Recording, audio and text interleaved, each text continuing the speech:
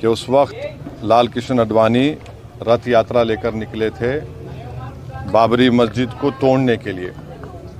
तो ये रथ यात्रा गई 23 सितंबर से 5 नवंबर 1990 तक अहमदाबाद से शुरू हुआ। हरिद्वार, बिजनौर, पालनपुर, मुरादाबाद, रामपुर, धनेरा, बदायूं, अलीगढ़, मथुरा, आगरा, कानपुर, भरूच, लखनऊ, इलाहाबाद, सूरत, जौनपुर, फैज़ाबाद, वडोदरा, बाशी, वाराणसी, वायरू, रांची, पटना, मुंबई, गोधरा, हैदराबाद, जयपुर, दाहोद, बिदर, कोलार, जोधपुर, बेंगलुरु, देवानगिरी, मीरठ, रामानगरम, चन्नापटना, गाज़ियाबाद। तो उसमें जहाँ कहीं भी ये इनकी रथ यात्रा गई, बेंगलुरु, कोलार, चन्नापटना में 30 लोगों की मौत हुई फसादात में। देवानगिरी में 1, रामानगरम में 2 नवंबर को 2 लोगों की मौत हुई। बिदर में 7 लोगों की मौत हुई अक्टूबर 5। हैदराबाद में उस वक्त बदतरीन फसाद हुआ हिंदू मुसलमानों का, 30 लोगों की मौत हुई। फिर भारूच में गुजरात में 1 शख्स की मौत हुई 2 नवंबर को। सोमनाथ में से शुरू किए थे ये। तो जहाँ जहाँ ये इनकी रथ यात्रा गई, मुजफ्फरनगर में 3 लोगों की मौत हुई, दिल्ली में झड़पें हुई, जयपुर में 47 लोगों की मौत हुई फसादात में अक्टूबर 27, 1990 में।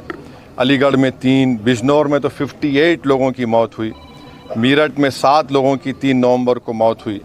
तो जहाँ कहीं भी लाल कृष्ण आडवाणी की रथ यात्रा गई, वहाँ पर इन तमाम मुकामात पर हिंदू मुसलमान फसाद हुआ, इंसानियत की मौत हुई।